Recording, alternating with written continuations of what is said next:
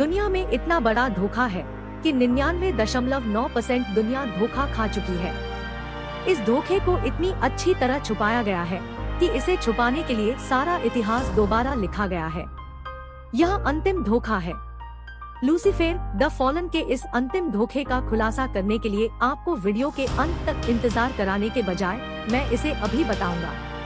साफ और सरलता से सच तो यह है, यीशु मसीह 73 ईस्वी के आसपास अपने दूसरे आगमन के लिए पहले ही लौट आए थे। मैं इसे फिर से दोहराता हूँ, यीशु मसीह दुनिया के प्रभु और उद्धारकर्ता कई साल पहले ही अपने शानदार दूसरे आगमन के लिए वापस आ चुके हैं।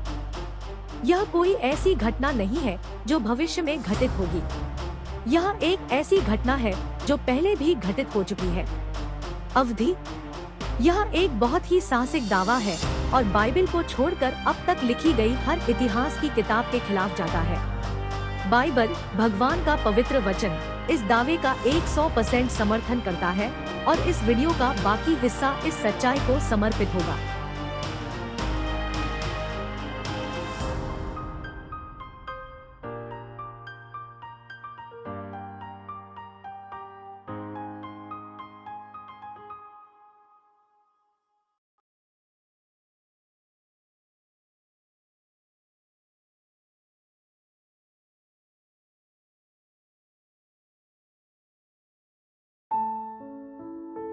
तो 70 से 75 ईस्वी के बीच सटीक तारीख अभी महत्वपूर्ण नहीं है। यीशु मसीह लौटे।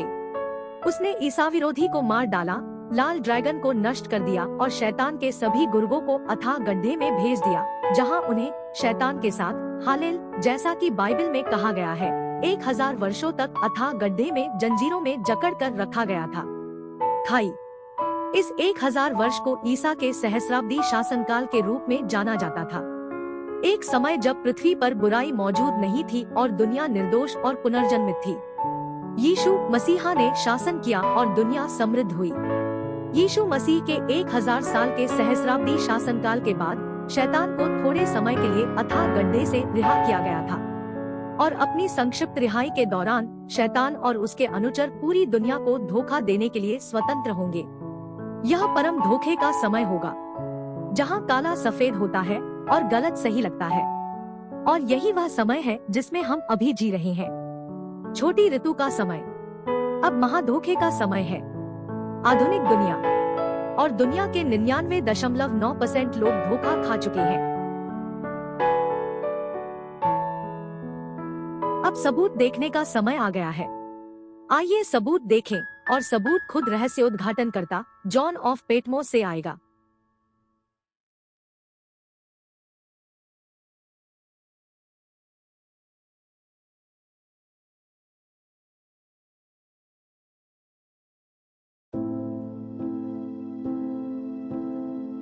इस अंतिम महान धोखे को खोलने की कुंजी रहस्योद्घाटन की पुस्तक के लेखक जॉन द रेवलेटर होंगे, और यहीं से हम अपनी कहानी शुरू करेंगे।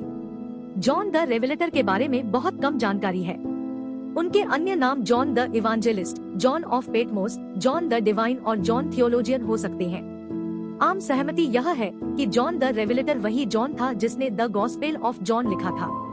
यह जॉन शिष्य जेम्स का शिष्य भाई जेबेदी और सैलोम का पुत्र था। ल्यूक, मार्क और मैथ्यू के सुसमाचार में जॉन का कई बार उल्लेख किया गया था, लेकिन अजीब बात है कि जॉन के सुसमाचार में उनका एक बार भी उल्लेख नहीं किया गया। इसके बजाय जॉन के गॉस्पेल में उस शिष्य का उल्लेख है जिसे यीशु ने 5 बार सबसे अधिक प्यार किया था, और अधिकांश विद्वानों ने निष्कर्ष निकाला है कि यह व्यक्ति, वह शिष्य जिसे यीशु सबसे अधिक प्यार करते थे, वास्तव में जॉन द डिसाइपल, वह लेखक था जिसने गॉस्पेल को लिखा था। यीशु के समय में किसी लेखक के लिए अपने लेखन में अपने नाम का उल्लेख न करना आम बात थी। यह कहानी से विनम्रता और वैराग्य का एक रूप था। इसलिए यदि जॉन शिष्य ने जॉन का सुसमाचार लिखा, जो कि एक बहुत ही सुरक्षित धारणा है, तो यह समझ में आता है कि शिष्य जॉन का उल्लेख सुसमाचार में एक बार भी क्यों नहीं किया गया था। असल में वह खुद को छोड़ना नहीं चाहता था। अब आम धारणा के विपरीत खुद को वह शिष्य जिसे यीशु सबसे अधिक प्यार करता था कहना गर्व की अभिव्यक्ति से बहुत दूर था। इसके बजाय जॉन ने खुद को बड़ी विनम्रता के साथ संदर्भित किया। सही क्रियाकाल के साथ ग्रीक से वास्तविक अनुवाद है वह शिष्य जिससे यीशु प्रेम करते रहे। कहने का तात्पर्य यह है कि जॉन नम्र था और उसने खुद को धन्य महसूस किया कि यीशु मसीह उसकी कई असफलताओं के बावजूद उससे प्यार करता रहा। शायद यही कारण है कि उन्होंने जॉन के सुसमाचार में एक बार भी अपने नाम का उल्लेख नहीं किया। वह योग्य महसूस नहीं कर रहा था। अब यूहन्ना रहस्योद्घाटनकर्ता और यूहन्ना शिष्य एक ही व्यक्ति थे या नहीं, इससे हमारी कहानी पर कोई फर्क नहीं पड़ता, जरा भी अंतर नहीं। लेकिन यदि जॉन द चेला जॉन द रिवलेटर था, तो यह व्यक्ति मूल 12 शिष्यों में से किसी की तुलना में अधिक नए नियम लिखने के लिए जिम्मेदार था। न्यू टेस्टामेंट का लगभग 20%। उन्होंने the gospel of John, the epistles of John 1, 2 और 3 और द बुक ऑफ रिविलेशंस लिखी होगी। केवल पॉल और ल्यूक ने ही अधिक लिखा। लेकिन यह जॉन वह शिष्य था जिसे यीशु सबसे अधिक प्यार करते रहे कि भगवान ने मसीह के दूसरे आगमन का अंतिम रहस्योद्घाटन सौंपा।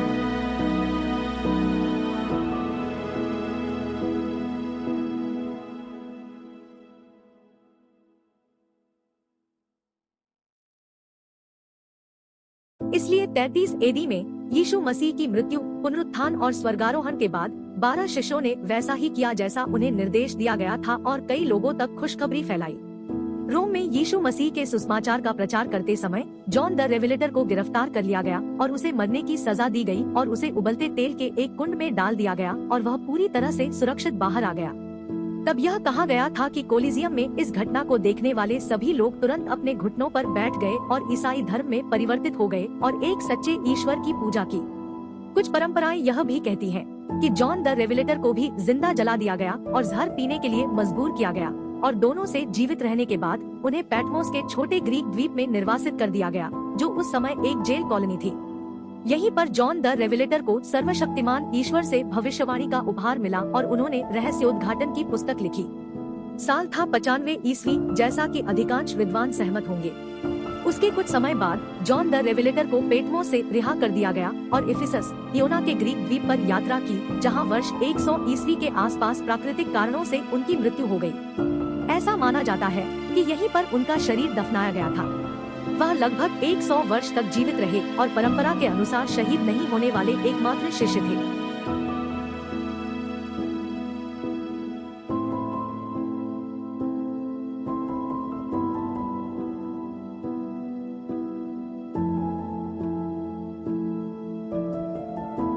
ल्यूसीफर, फॉलन के महान अंतिम धोखे को वास्तव में समझने के लिए हमें 95 ईस्वी की तारीख की फिर से जांच करने की आवश्यकता है, जब रहस्योद्घाटन की पुस्तक लिखी गई थी।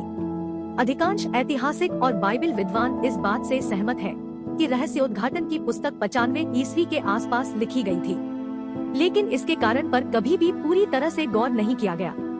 रहस्योद्घाटन की पुस्तक 95 ईस्वी पूर्व की है, मूल रूप से एक व्यक्ति कैसरिया के यूसेबियस, एक यूनानी लेखक के कारण, जो लगभग 260 से 339 ईस्वी तक जीवित रहे। यूसेबियस को चर्च इतिहास का जनक माना जाता है और अपने लेखन एक्लेसिस्टिकल हिस्ट्री में उन्होंने लिखा है कि डोमिशियन के 15 वर्षों तक शासन करने के बाद नर्क सफल हुआ। डोमिनिटियन की सजाएं रद्द कर दी गयी और रोमन सीनेट ने उन लोगों की वापसी और उनकी संपत्ति की बहाली का आदेश दिया जिन्हें अन्यायपूर्ण तरीके से निर्वासित किया गया था। जो लोग उस समय की कहानी लिखने के लिए प्रतिबद्ध थे, वे इसे सुनाते हैं। उस समय भी प्राचीन ईसाइयों की कहानी यह बताती है कि प्रेरित जॉन ने द्वीप से निर्वासन के बाद इफिसस में अपना निवास स्थान बनाया था। सम्राट डोमिशियन ने 81 से 96 तक रोम पर शासन किया और उनके उत्तराधिकारी सम्राट नर्व ने 96 ईस्वी से 98 ईस्वी तक रोम पर शासन किया। इसलिए यदि सम्राट डोमिशियन ने जॉन द रेवलेटर को पटमोस को सजा सुनाई और सम्राट नर्व ने उसे रिहा कर दिया, तो जॉन को वर्ष 96 ईस्वी में पटमोस से रिहा कर दिया गया होता। और यही कारण है कि अधिकांश ऐतिहासिक विद्वानों ने यह निर्धारित किया है कि जॉन द रेवलेटर ने संभवतः 95 ईस्वी के आसपास या कुछ साल पहले रहस्योद्घाटन की पुस्तक लिखी थी।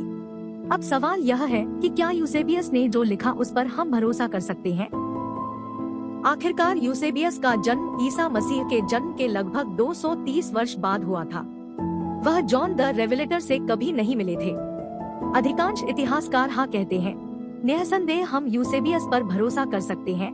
आखिरकार वह चर्च इतिहास का जनक है। यूसेबियस कथित तौर पर एक अन्य चर्च फादर इरेनियस का छात्र था और इरेनियस कथित तौर पर पॉलीगोट का छात्र था। एक अन्य चर्च फादर और पॉलीगोट कथित तौर पर जॉन द रेवेलेटर का प्रत्यक्ष शिष्य था। फिर अधिक कारण से हमें यूसेबियस पर भरोसा करना चाहिए। इसलिए कुछ कारण है कि हमें यूसेबियस की बातों पर भरोसा क्यों करना चाहिए। क्या यूसेबियस जो कहता है उस पर संदेह करने का कोई कारण है? संभवतः। एक बात के लिए यूसेबियस ने कहा कि रहस्य उद्घाटन की पुस्तक को नए नियम में शामिल किया जाना चाहिए और नहीं भी। यूसेबियस ने अपने लेखन एक्सर्सिस्टिकल हिस्ट्री में ग्रंथों की 4 श्रेणियों का वर्णन किया है। 1. वे ग्रंथ जो सार्वभौमिक रूप से मान्यता प्राप्त है, होमोलोगोमेना। 2. छोटे छोटे मुट्ठी भर ग्रंथ जिन पर विवाद है फिर भी कई लोग उन्हें आधिकारिक और लाभदायक मानते हैं, एंटीलेगोमेना। 3. कमीने पाठ जिनमें प्रचलित धर्मशास्त्र हो सकता है फिर भी उनमें प्रेरितिक प्रमाण पत्र नोथा का अभाव है। और 4. वे पाठ जो विधर्मी नकली है, एनाप्लाज्माटा। हैरान करने वाली बात यह है कि यूसेबियस रहस्य उद्घाटन की पुस्तक को नोथा के रूप में वर्गीकृत करता है, जो एक घटिया पाठ है जो बाइबल में नहीं है। यूसेबियस लिखते हैं, लेकिन यहाँ जो कुछ किया गया है उसे संक्षेप में प्रस्तुत करना उचित है। नए नियम के स्पष्ट लेखन और सुसमाचार के पवित्र टेट्रार्ड को पहले स्थान पर व्यवस्थित किया जाना चाहिए, जिसका अनुसरण प्रेरितों के कार्य की पुस्तक करती है। और इसके बाद पॉल के पत्रों को गिना जाना चाहिए, फिर इनके बाद कथित तौर पर जॉन के पहले पत्र को गिना जाना चाहिए और इसी तरह पीटर के पत्र की भी पुष्टि की जानी चाहिए। इनके शीर्ष पर, यदि यह सही प्रतीत होता है, जोड़ा जाना चाहिए जॉन का सर्वनाश, जिसके बारे में राय हम उचित समय पर उजागर करेंगे। नाजायज लोगों के बीच पॉल के कृत्यों की पुस्तक और जिसे चरवाहा कहा जाता है, और पीटर का सर्वनाश, और इनके अलावा कथित तौर पर बरनबास का पत्र और जिसे प्रेरितों की शिक्षा कहा जाता है, नीचे रखा जाए। इससे भी आगे जॉन का सर्वनाश, अगर यह सही लगता है। चर्च के इतिहास के पिता के लिए यह लिखना एक अजीब बात है। यूसेबियस पर संदेह करने का एक और कारण यह हो सकता है कि वह सम्राट कॉन्स्टेंटाइन का निजी जीवनी लेखक था और महल में रहता था। हो सकता है कि उनका लेखन पिछले कुछ वर्षों में भ्रष्ट हो गया हो। यह भी तथ्य कि यदि ईसा मसीह 73 ईपू में वापस आए तो संपूर्ण या अधिकांश इतिहास को गलत ठहराया जा सकता है। यह बहुत संभव है कि यूसेबियस का अस्तित्व ही न हो, शायद कॉन्स्टेंटाइन का अस्तित्व ही नहीं था उस पर और बाद में।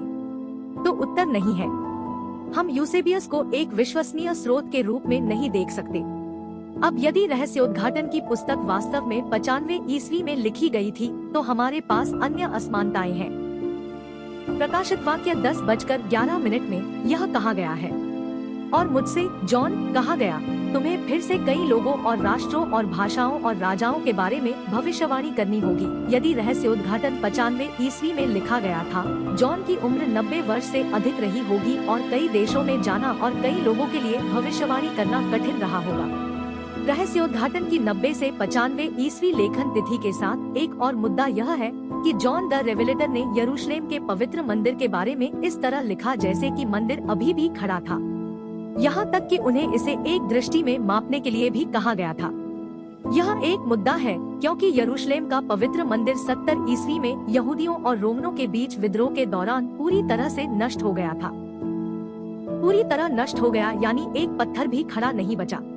स्वयं यीशु मसीह ने यरूशलेम के मंदिर को पूरी तरह से नष्ट कर दिए जाने की बात कही थी और उसे सुनने वाले कुछ लोग उपहास में हंसे थे।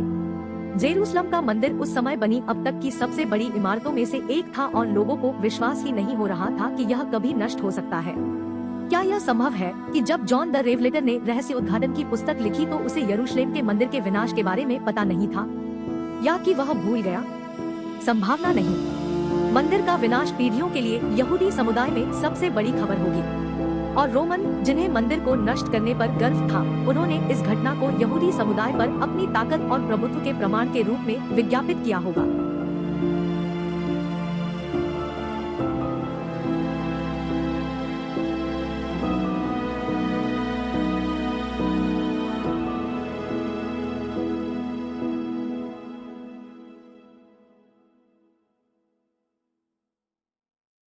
अब क्या होगा यदि जॉन द रेवेलेटर ने रहस्योद्घाटन की पुस्तक 68 ईस्वी में या यहाँ तक कि 65 ईस्वी में लिखी थी?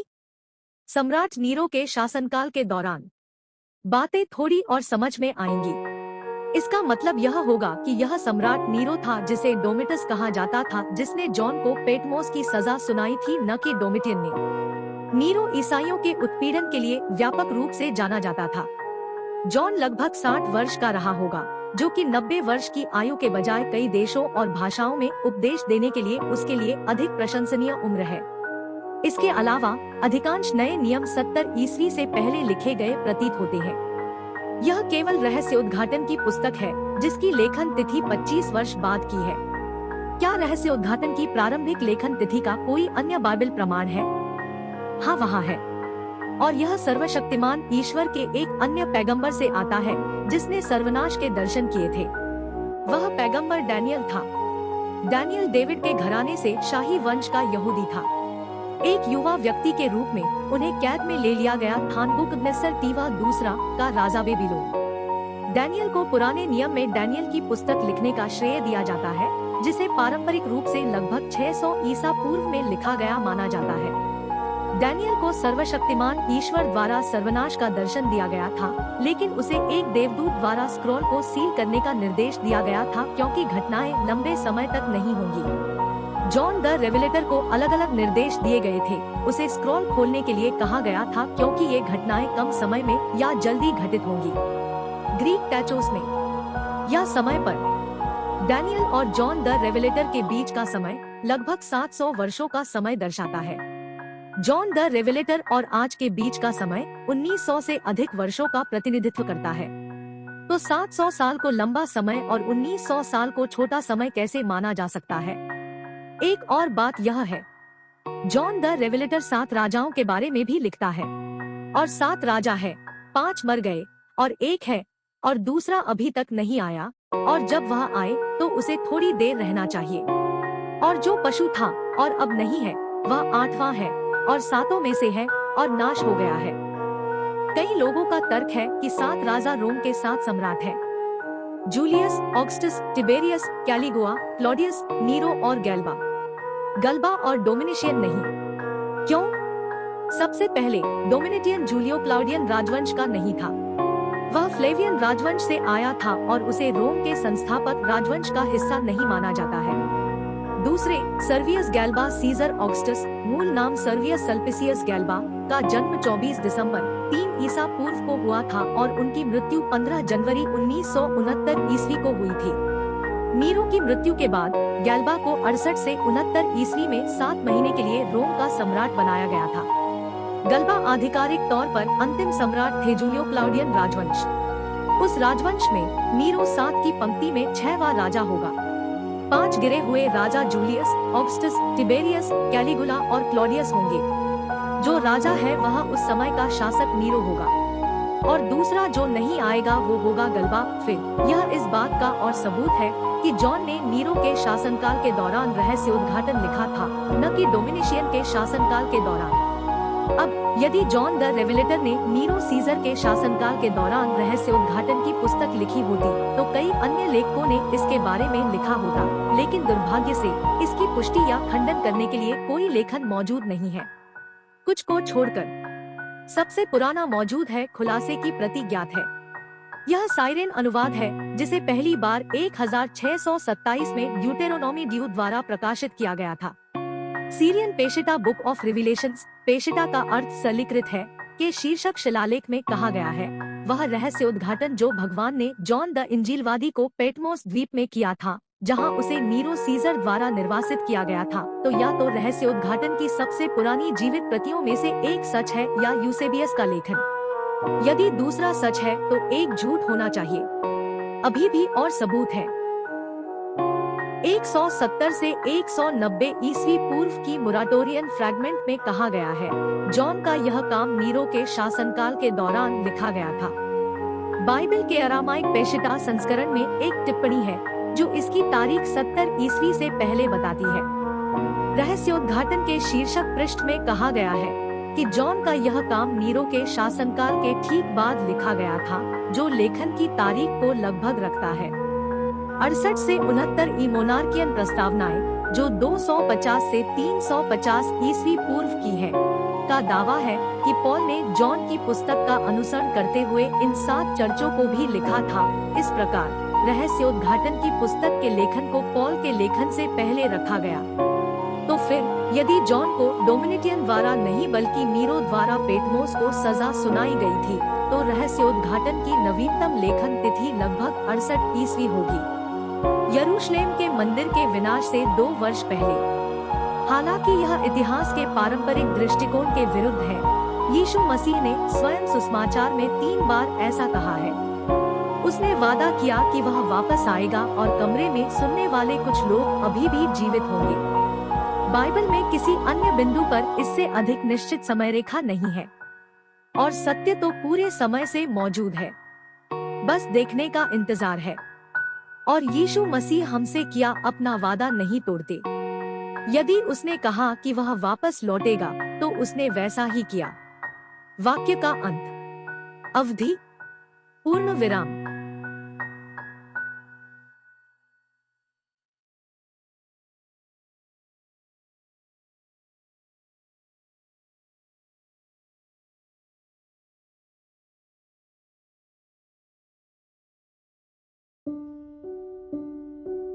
ठीक है, तो अब आप सोच रहे हैं, अगर यह सब सच है तो ईसा मसीह के 1000 साल के सहस्राब्दी शासनकाल का क्या हुआ?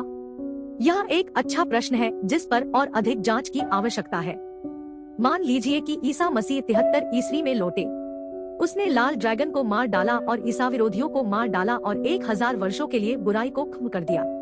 मान लीजिए कि ईसा मसीह का सहस्राब्दी शासनकाल 100 ईस्वी में शुरू हुआ था।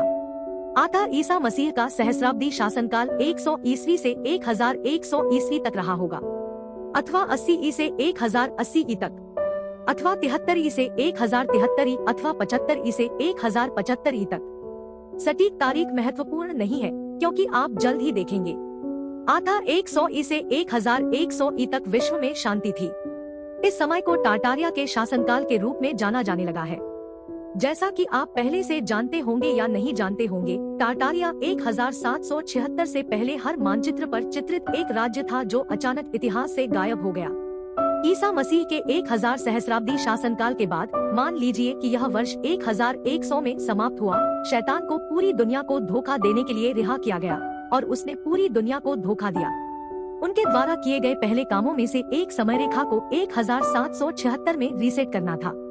इसलिए वर्ष 1100 वास्तव में वर्ष 1776 है, जो बवेरियन इल्यूमिनाटी की जन्म तिथि, औद्योगिक क्रांति की शुरुआत, अमेरिका की स्थापना आदि थी। शैतान और उसके गुर्गे तब तक व्यस्तता से काम करते रहे जब तक हर रिकॉर्ड नष्ट नहीं कर दिया गया या गलत साबित नहीं कर दिया गया, हर किताब को फिर से लिखा गया, हर तस्वीर को फिर से रंग दिया गया, हर मूर्ति और सड़क की इमारत का नाम बदल दिया गया, हर तारीख बदल दी गई। और यह प्रक्रिया दिन ब दिन, मिनट दर मिनट चलती रहती है। इतिहास रुक गया है। एक अंतहीन वर्तमान के अलावा कुछ भी मौजूद नहीं है जिसमें पार्टी हमेशा सही होती है। दुनिया को मूर्ख बनाना इतना कठिन नहीं था। 1984 पुस्तक का एक और उदाहरण है, वह जो अतीत को नियंत्रित करता है वह भविष्य को भी नियंत्रित करता है। यह बहुत ही सार्थक कथन है। जो कोई भी इतिहास की पुस्तकों को नियंत्रित करता है वह दुनिया की भविष्य की दिशा को नियंत्रित करता है। लेकिन अगला वाक्य भी, यदि अधिक नहीं तो बहुत कुछ कह देने वाला है। जो वर्तमान को नियंत्रित करता है वह अतीत को भी नियंत्रित करता है।